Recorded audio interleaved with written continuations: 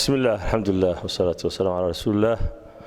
maanta oo ay taariikhdu tahay 10kii bishii 8aad 2022 oo waafaqsan 12kii Muharram 1444 waxa halkan aan ku cadeynaynaa inayna soo gaadhay lacag dhan $1442 oo ka timi wadanka ama dalka Sweden magaalada Sollefteå. lacagta waxa ku qoran oo ka soo diray wadanka walaalaha magacyadu halka ku qoran yihiin Ciise, Rashid, Yusuf iyo Ahmed iyo walaalihii soo bixiyay dhaqaalaha ama deeqda jazaahumullahu khayran.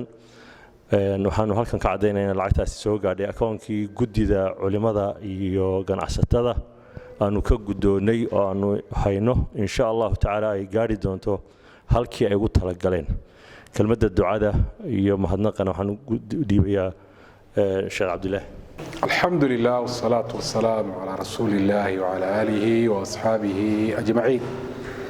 إلهي سبحانه وتعالى مهدله والرين مهدنق إلهي سبحانه وتعالى دبدي عنو مهدنقينا ولا الله ملعوذ الشاقي العقد وصل دقيقي ولا له دي وحي الله وهي كسو قاردي دبكي قبصدي سوق واهر saasoo kale waxaan aad ugu mahadnaqaynaa walaalaha lacagta ay soo bixiyay laga soo ururiyay dhamaantoodba waxaan leeyahay ilaahay khayr adduunyo mid aakhiro haydin kaga abaal mariyo ilaahay diintiina iyo adduunyadiina baa ku barakeeyo ilaahay subxaanahu wa ta'aala haydin ku ilaaliyo diintiina nafihiina maalkiina iyo ubadkiinaba saayibtii dhibaatooyinka ilaahay haydin kaga ilaaliyo aakhirana mid aad wax weyn ilaahay agtiisa aad kaga heshaan rabbi subxaanahu wa ta'aala ka yeelo.